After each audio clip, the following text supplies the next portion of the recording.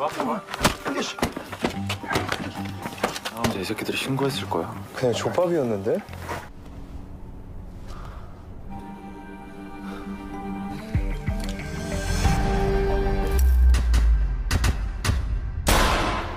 Assalamualaikum warahmatullahi wabarakatuh. Kembali dengan gua Ucok di channel Refocus yang akan melanjutkan alur cerita film The Revenge of Others Part 3 atau episode 5 dan 6. Jadi film ini menceritakan tentang seorang remaja yang akan pindah sekolah untuk mencari tahu siapa pembunuh saudara kembarnya. Dan ia akan melakukan apapun untuk balas dendam itu. Oke, seperti biasa sebelum lanjut, udut kopenya standby kan terlebih dahulu biar gak panik. Kita langsung gaskeun saja.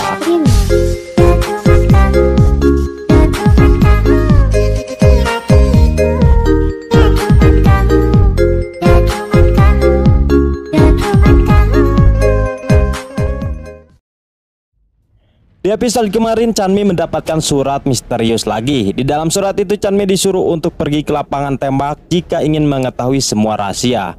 Mengetahui hal itu Chanmi pun tanpa banyak mikir langsung pergi ke lapang tembak. Dan setelah sampai ternyata orang yang datang adalah Jaebum. Melihat hal itu Chanmi pun langsung menanyakan apakah Jaebum yang telah mengirim surat di lokernya. Di sini Jaebum langsung terkejut karena ternyata ia juga mendapatkan surat yang sama seperti Chanmi. Namun tiba-tiba ada orang yang mencurigakan yang sedang berusaha kabur dari sana. Mengetahui itu mereka berdua pun menyadari kalau orang itu adalah pelaku yang telah mengirim surat kepada mereka. Setelah itu mereka pun mengejarnya, namun sayangnya mereka kehilangan jejak.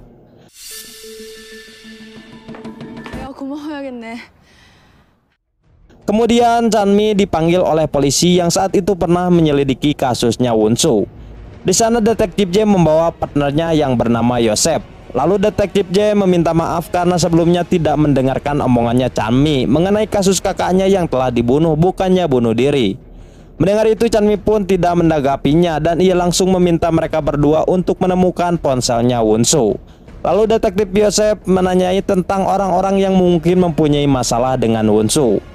Hal itu ia lakukan karena Yosef menganggap bahwa Chanmi mengetahui siapa itu pelakunya. 사과할게요. 옥찬미 양을 처음 여기 부른 건 핸드폰 찾아야 돼요. Setelah itu mereka memanggil Jisoo karena teringat dialah orang pertama yang melapor ke polisi.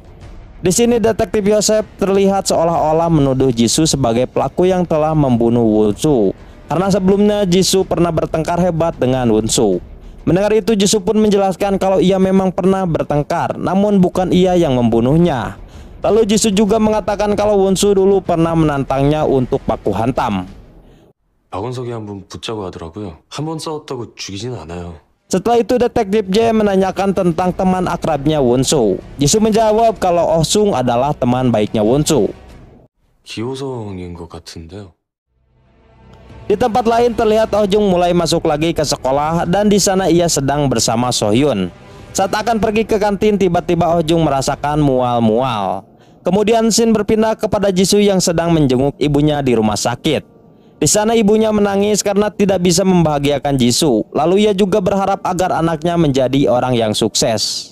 가슴이 찌르르 했어. 행복해야 돼.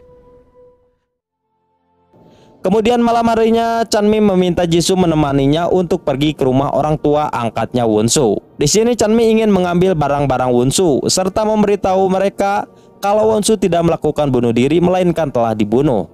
Setelah sampai, kedua orang tua Wonsu merasa lega saat mengetahui kalau anaknya tidak bunuh diri. Jisoo yang mendengar perkataan itu tiba-tiba emosi, namun Jisoo hanya diam dan berusaha untuk menahan marahnya. Setelah itu Chanmi pun mengambil barang-barangnya Wonsu. Saat akan berpamitan untuk pulang, Jisoo tiba-tiba memarahi kedua orang tuanya Wonsu dengan mengatakan mereka tidak menghargai perasaan Wonsu yang sudah meninggal. Bahkan ia juga menyebut mereka tidak pantas untuk disebut sebagai orang tua karena mengingat mereka bisa merasa lega saat mendengar Wonsu tidak melakukan bunuh diri. Chanmi yang melihat itu berusaha menenangkan amarah Jisoo dan mengajaknya untuk segera pergi dari sana. 자살이 아니라 다행이라고? 아니 당신들이 부모야? 에? 자식이 죽었는데? 그냥 가자. Kemudian di rumah Chanmi langsung membuka koper yang berisi peninggalan kakaknya itu. Di sana Chanmi sangat bahagia karena bisa mengingat kembali kenangan indah saat bersama kakaknya. Lalu ia juga menyadari kalau kakaknya suka mabok. Akibat hal itulah ia pun langsung mengajak Jisoo untuk meminum whisky itu bersama. Hingga akhirnya mereka pun mabok dan itu adalah pertama kalinya mereka mencoba whisky.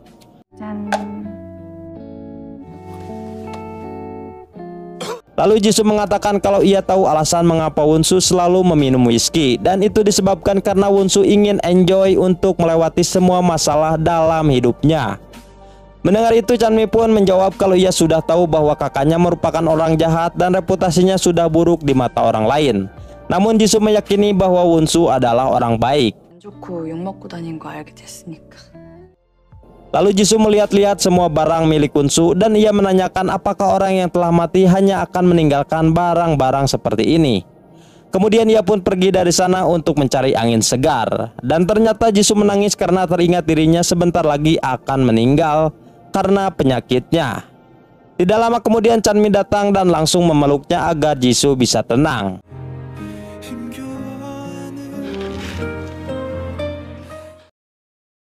Keesokan harinya di sekolah Chanmi menemui lagi Oh Jung untuk menanyakan soal hubungannya dengan Wonsu.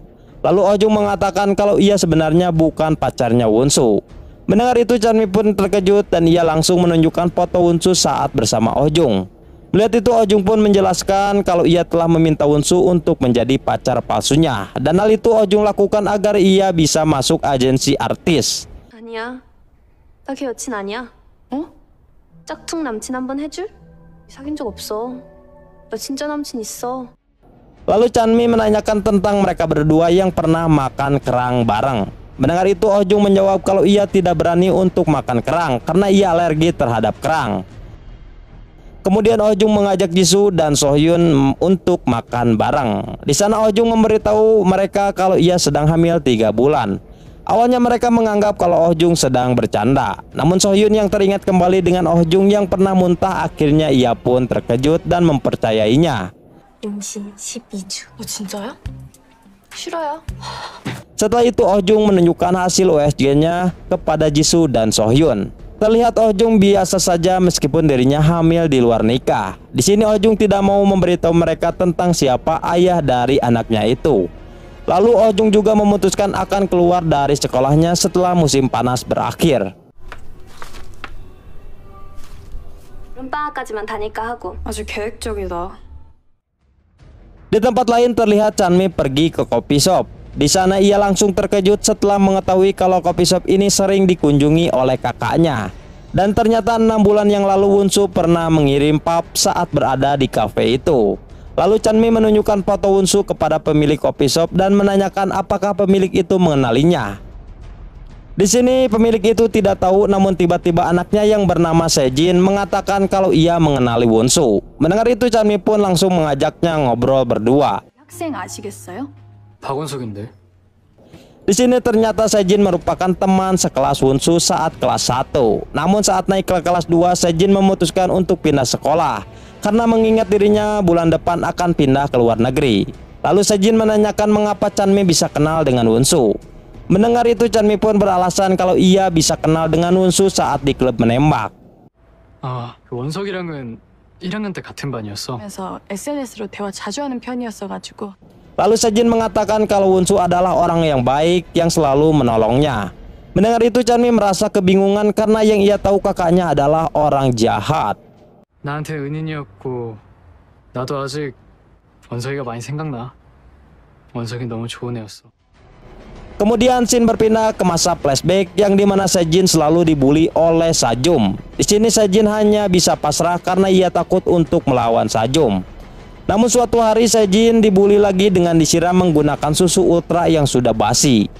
Wonsu yang melihat hal itu merasa muak dan langsung menghajar Sajum hingga keok. 이게 설명하자면 좀 긴데. 자, 지랄 그만하고 꺼져. 야, 한번 뒤져보자. Saat jam pulang, Sajum berniat ingin membuli lagi Sejin. Namun ia langsung mengurungkan niatnya itu saat melihat Wonsu ada di belakangnya. Setelah kejadian itu, Wonsu menganggap Sejin sebagai CS baiknya. Bahkan ia juga selalu mengajak Sejin untuk pulang bersama. Di tengah perjalanan, Won-soo menceritakan kalau ia telah diadopsi dari panti asuhan saat umurnya masih bocil. Lalu ia juga menunjukkan foto kembarannya yaitu Chanmi.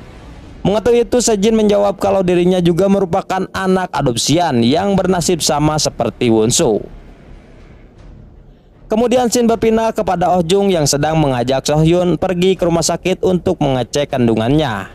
Saat namanya dipanggil, tiba-tiba seorang pria menerobos antriannya itu. Saat di dalam, si dokter langsung terkejut karena pria itu tiba-tiba menyuruh dokter itu untuk segera membatalkan gugatannya, dan jika tidak maka pria itu mengancam akan membuat masalah lagi dengannya. Mendengar itu, dokter pun menolak dan menyuruhnya untuk pergi dari sana. 빨리 나가. Di sini Oh Jung ternyata mengenali pria itu karena pernah sekelas dengannya saat SMP, dan pria itu bernama Ju Hyu. Lalu Oh Jung menceritakan kalau Ju Hyu pernah membunuh seorang cewek bernama Eun Jin saat kelas 2 SMP. Dan ternyata cewek yang dibunuh itu merupakan anaknya Bu Dokter tadi. Di sini Oh Jung menjelaskan kalau Ju Hyu seharusnya berada di penjara. Namun sayangnya polisi tidak bisa memenjarakannya karena umur Ju Hyu yang masih remaja saat itu. Setelah mendengar itu, So Hyun langsung pergi menemui Bu Dokter. Di sana ia membahas putrinya yang telah meninggal. Mendengar itu, Bu Dokter pun tentu saja menangis. Lalu So Hyun mengatakan kalau ia juga tahu pelaku yang telah membunuh anaknya itu yaitu Ju Hyu. Di sini So Hyun mengaku kalau ia bernasib sama seperti dokter.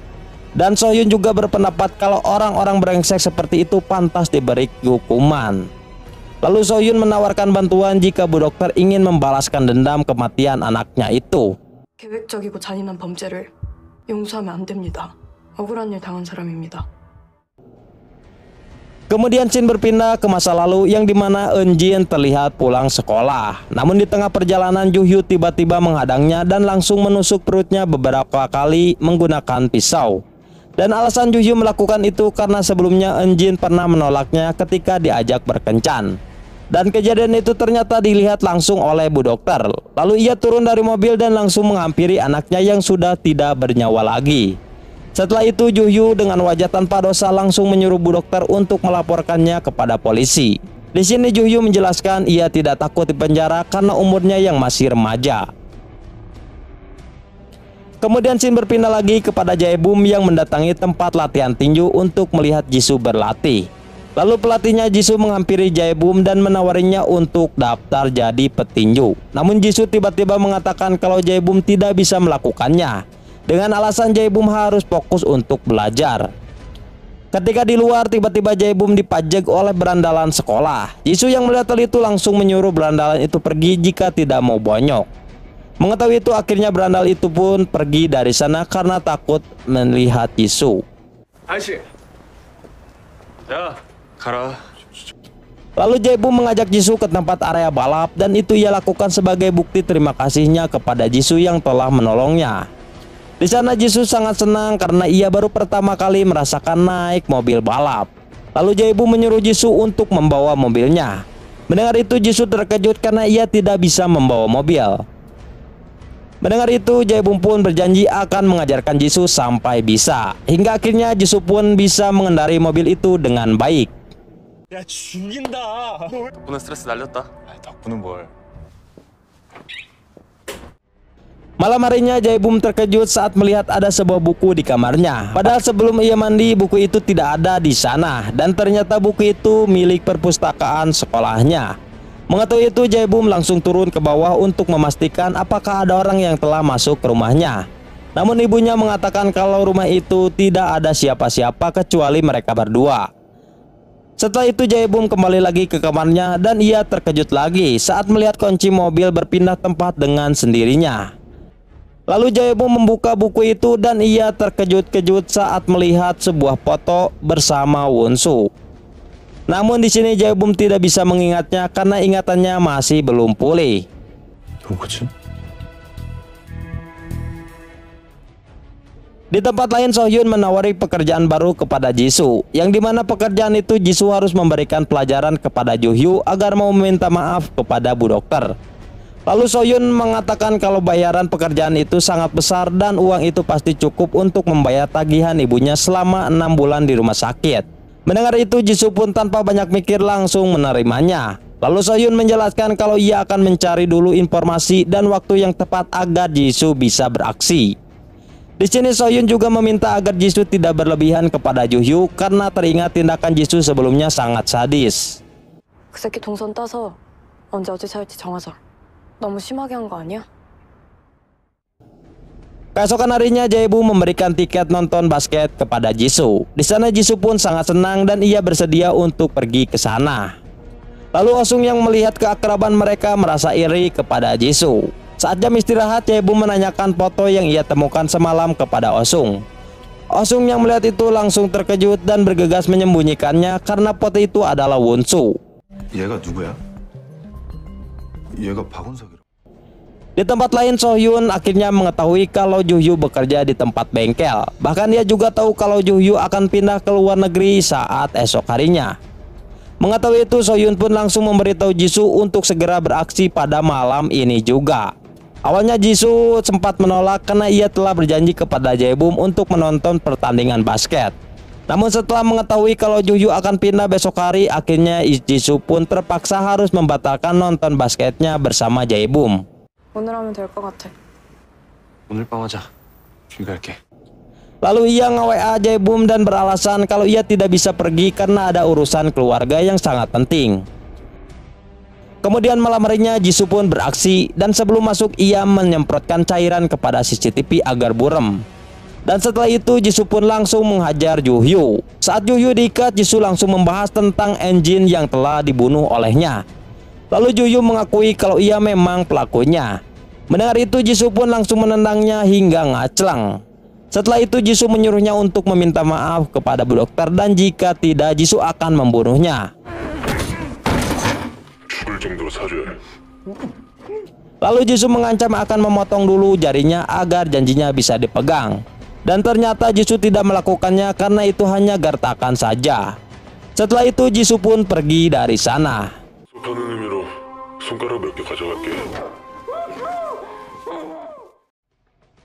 Keesokan harinya Jisoo memberitahu Sohyun kalau ia telah selesai membereskan pekerjaannya dengan lancar dan tidak kejam-kejam amat. Mendengar itu Sohyun pun merasa lega. Di tempat lain terlihat polisi sedang menyelidiki tempat bengkelnya Juhyu. Di sana ternyata polisi-polisi itu sedang menyelidiki kasus pembunuhan atas kematiannya Juhyu. Di sana mereka masih belum mengetahui siapa pelakunya karena teringat semalam Jisoo tidak membunuhnya. Kemudian terlihat sebelum terjadinya pembunuhan itu, Sejin sedang menemui Chanmi. Di sana ia menunjukkan foto kebersamaan Wungsu dengan Chanmi. Lalu Sejin mengaku kalau ia adalah orang yang telah mengirim surat di lokernya dan hal itu ia lakukan karena ingin memberitahukannya tentang kematian Wungsu. Mendengar itu Chanmi pun tentu saja bertanya-tanya. Lalu Sejin menceritakan ketika pertama kali dirinya melihat Chanmi, yang dimana saat itu ia mengambil ijazahnya di sekolah dan ia tidak sengaja melihat Chanmi. Mengetahui hal itu ia pun langsung mencari tahu semua aktivitasnya. Dari sinilah terungkap fakta kalau orang yang telah memutar video kematian Wungsu adalah Sejin. Lalu Sejin menceritakan awal mula dirinya bisa merekam detik-detik kematian Wungsu, yang dimana pada saat itu Sejin baru selesai latihan biola. Namun ia tidak sengaja melihat Wungsu sedang duduk di pinggir jendela. Mendengar itu ia sempat merekam balatnya itu. Namun tidak lama kemudian ia melihat balatnya terjatuh dari jendela itu. Mengetahui hal itu Sejin pun shock dan ia langsung memutuskan untuk pulang. 원석이 떨어지는 동영상 내가 튼 거야. Chanmi yang mendengar itu langsung menanyakan mengapa rekaman itu tidak diserahkan kepada polisi saja. Awalnya Sejin juga menganggap kalau Wungsu telah bunuh diri. Namun karena terus teringat dengan kejadian itu, akhirnya ia pun memberanikan diri untuk menonton ulang video hasil rekamannya. Di sana ia melihat dengan jelas bahwa ada seseorang yang telah mendorong Wungsu hingga terjatuh. 원석이가 자살한 게 너무 가슴 아프고 슬퍼서 그냥 밀어서 원석이 떨어지는 거 보니까. Mendengar itu Chanmi meyakini kalau Wungsu pasti telah mencurigai seseorang sebagai pelaku pembunuhan kepada kakaknya itu. Lalu Sejin memberitahu kalau ia mencurigai Jisoo sebagai pelakunya. Mendengar itu Chanmi tentu saja tidak percaya dan ia langsung menanyakan alasannya mengapa Sejin mencurigai Jisoo. Lalu Sejin menceritakan kalau ia sempat melihat pelakunya menggunakan sepatu yang talinya berwarna merah dan sepatunya itu sama seperti miliknya Jisoo. 너 의심 가는 애가 있구나. 지수? 고민이라고 생각하는 이유가 있어? Di tempat lain, Jae-bum menemui Jisoo dan ia langsung menanyakan alasan kenapa ia tidak datang ke tempat basket. Lalu Jisoo menjawab kalau ia sudah mengirimnya pesan, namun ternyata pesan itu tidak terkirim karena HP-nya mati terlebih dahulu ketika mengirimkan pesan itu. 뭐야? 어제 농구장 어떻게 된 거야? 사과할게 진짜. 괜찮아. 너 잘못 아니잖아. Kemudian scene berpindah ke 1 hari sebelumnya ketika Oh-sung telah memberitahu Jae-bum tentang foto Won-soo. Di sana Oh-sung mengajak Jae-bum keluar dan Oh-sung berniat ingin membakar foto itu karena jika polisi mengetahui foto itu maka Jae-bum akan diselidiki. Lalu Oh-sung menyuruh Jae-bum untuk mempercayai semua perkataannya yang dimana Jae-bum tidak pernah kenal dengan Won-soo. Setelah itu Oh-sung pun membakar foto itu. 형은 박원석 모르는 거라고. Di sana ternyata polisi-polisi itu sedang menyelidiki kasus pembunuhan atas kematiannya Ju-hyo. Di sana mereka masih belum mengetahui siapa pelakunya karena teringat semalam Jisoo tidak membunuhnya. Di sana ia teringat kembali mengenai insiden kamar gelap di SMA Yong yang dimana korbannya sama diikat juga dengan lakban. 용탄부 사진부실 폭행 사건 떠오르는데요. Kemudian di sekolah Chanmi menjadi tidak fokus untuk belajar karena ia terus teringat dengar perkataannya Sejin tentang sepatu yang digunakan oleh Jisoo. Dari sinilah ia pun meyakini kalau Jisoo adalah pelaku yang telah membunuh kakaknya itu. Ketika jam istirahat terlihat beberapa siswa sedang menggosipkan Chanmi yang merupakan saudara kembarnya Won-soo. Dari sinilah mereka bisa tahu karena salah satu murid sempat menguping pembicaraannya Chanmi dengan detektif J. Lalu Jae-hyun yang mengetahui berita itu langsung mengatakan kepada Chanmi bahwa mereka berdua kini impas karena sama-sama mempunyai masalah. Chanmi yang mendengar itu tidak terima sehingga terjadilah adu bacot di sana. Oh Jung yang melihat itu langsung menghampiri dan membela Chanmi. Namun Chanmi yang sudah tidak bisa menahan amarahnya tiba-tiba ia langsung menghajar Jae-hyun sehingga terjadilah baku hantam saling jenggut rambut.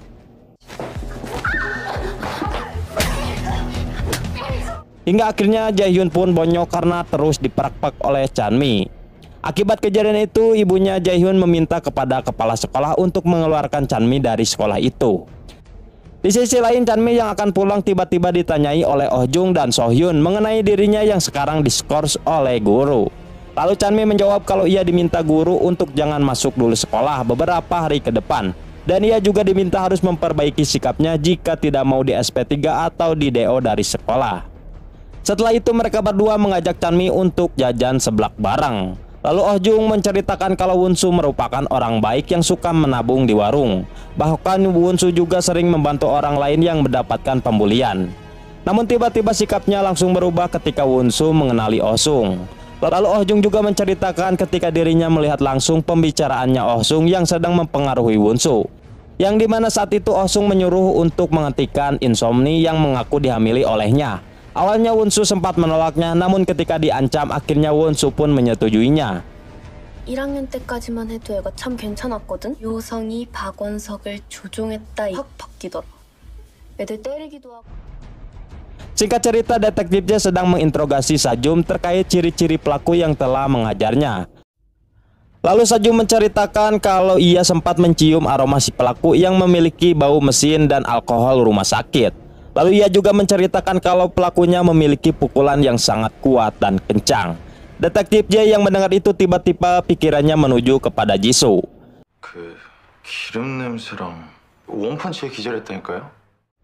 Kemudian detektif Yosef menemui Chanmi di sana. Ia menanyakan kembali ketika pertemuannya dengan Jisoo. Lalu Chanmi menanyakan apakah pertanyaan ini berkaitan dengan kasus kematian Won-soo. Di sana Chanmi sempat terkejut setelah mendengar kemungkinan pelaku kakaknya merupakan orang yang sama dengan kasus pembunuhan Ju-hyo kemarin. Di waktu yang sama detektif J menemui Jisoo. Di sana ia menanyakan peristiwa yang telah terjadi kepada Sajum. Lalu Jisoo mengatakan kalau ia tidak tertarik untuk berurusan dengan Sajum. Namun detektif J sudah terlanjur curiga kepada Jisoo, apalagi ketika dirinya melihat Jisoo menggunakan sepatu yang berbeda. 걔랑 학교에서 엮일 일도 없었고. 한 3월 17일 경이 폭행당했던 날 밤. Di tempat lain, Jaebum terlihat berada di kandang kuda. Di sana ia merasa kebingungan karena tiba-tiba ia berada di sana dengan sendirinya. Keesokan harinya, ayah Jaehyun mengatakan kalau ia akan menyuruh kepala sekolah untuk mengeluarkan Chanmi dari sekolahnya. Bahkan jika perlu ia juga akan memenjarakan Chanmi. Lalu ayahnya menceritakan kalau saat ini sekolah Yungan sedang memiliki banyak kasus, apalagi dengan kasus kamar gelap yang mengakibatkan banyak korban yang telah terbunuh. Mendengar itu mereka pun kaget dan ayahnya langsung meminta anak-anaknya untuk tidak memberitahukan hal itu kepada siapapun. 그리고 너 용탄고 요즘 문제 많으니까 조심들 해라. 그런 얘기 절대로 하면 안 된다. Ketika di sekolah, Osung menemui Chanmi di lapangan tembak. Di sana ia meminta maaf kepada Chanmi atas perbuatan Jaehyun kepadanya. Lalu ia menawarkan akan membantu Chanmi supaya tidak dikeluarkan dari sekolah itu. Dan hal itu ia lakukan untuk membalas budi kebaikannya Wonsu yang selalu menolongnya. 미안하다. 국지원이 너무 깝쳤지. 박원석한테 미안했던 거 내가 어떻게든 출교 이런 거 막아볼게. Sebelum pergi, Osung juga mengatakan kalau ia akan membantu Chanmi untuk mencari pelaku yang telah membunuh Wonsu. Ketika jam pulang sekolah, tiba-tiba Jisoo dicegat oleh Sajum yang sudah membawa pasukannya untuk mengeroyok Jisoo. Mengetahui hal itu, Jisoo langsung teringat dengan perkataannya Detektif J mengenai pelaku di kamar gelap. Akibat itulah Jisoo pun tidak melawan mereka dan pasrah ketika dihajar oleh barudaknya Sajum. Dan hal itu Jisoo lakukan supaya Sajum tidak mencurigainya lagi. 나한테 좀 잘 치는 줄 알았지. 이 새끼들이 신고했을 거야. 그냥 족밥이었는데? Kemudian Shin berpindah kepada detektif yang sedang memberitahu Bu Dokter kalau pembunuh anaknya telah ditemukan dengan keadaan yang sudah meninggal. Lalu detektif J menanyakan tentang Juhyu yang sempat menemuinya. Bu Dokter pun menjawab kalau Juhyu sebelumnya telah mengancamnya dan menyuruhnya untuk mencabut gugatan atas pembunuhan anaknya. Mendengar itu detektif J pun kaget dan langsung memutuskan pergi dari sana. 여기 4일 전에 왔을 때 취하해달라고 왔더라고요. Di waktu yang sama, Sehyun datang untuk menemui Bu Dokter. Lalu ia menanyakan apa yang membuat detektif J datang ke tempatnya. Lalu Bu Dokter memberitahu kalau Juhyu telah mati dan ia pun menyuruh Sohyun agar tidak menemuinya lagi. Mendengar itu, Sohyun tentu saja terkejut karena tidak menyangka Jisoo telah membunuhnya. Padahal ia hanya menyuruh Jisoo untuk membuat Juhyu kapok saja. Setelah itu ia pun langsung menemui Jisoo dan memberitahu kalau Juhyu telah tewas. Mendengar itu Jisoo pun terkejut dan mengatakan kalau ia bukanlah pelakunya. Mengatakan itu Sohyun meminta Jisoo untuk mengingat kembali peristiwa itu. Namun Jisoo tetap bersikeras kalau ia bukanlah pelakunya karena teringat pada saat itu Jisoo meninggalkan Juhyu dengan keadaan masih hidup. 죽어?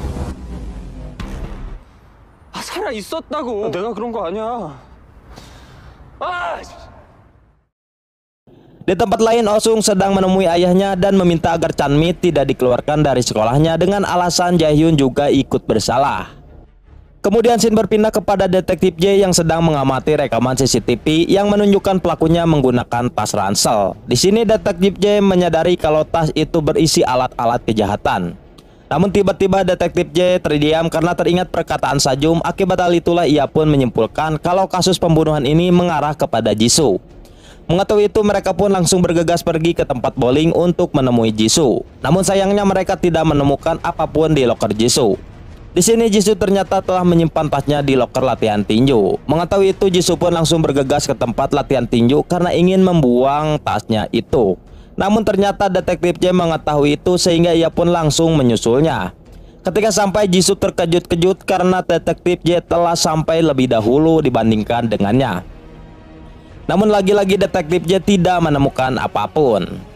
Mengetahui itu detektif J tidak akan menyerah dan terus berusaha untuk mencari barang buktinya. Di sini Jisoo pun merasa lega dan ia langsung menyuruh detektif J untuk mencari pekerjaan lain jika tidak becus menyelidiki kasusnya.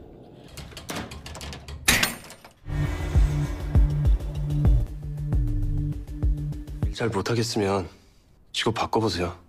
Kemudian terlihat orang yang telah mengambil tasnya Jisoo ternyata Chanmi, yang dimana ia berniat ingin mengirim tas itu ke panti asuhan yang merupakan tempat tinggalnya dulu. Di tempat lain terlihat Jaebum mengajak Osung pergi ke tempat kandang kuda kemarin. Di sana Jaebum memberitahu kalau semalam ia tiba-tiba berada di tempat ini dengan sendirinya. Lalu ia juga mengatakan kalau ia hilang ingatan bukan karena kecelakaan melainkan mencoba bunuh diri di kandang kuda itu. Akibat itu Jae-bum pun merasa kalau semua orang telah membohonginya dengan menutupi kejadian saat itu.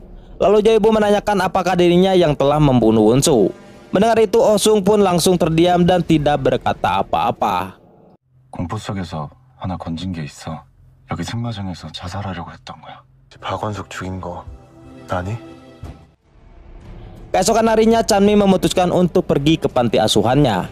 Di sana ia bertemu dengan ibu panti dan meminta kembali tas ransel yang telah ia titipkan.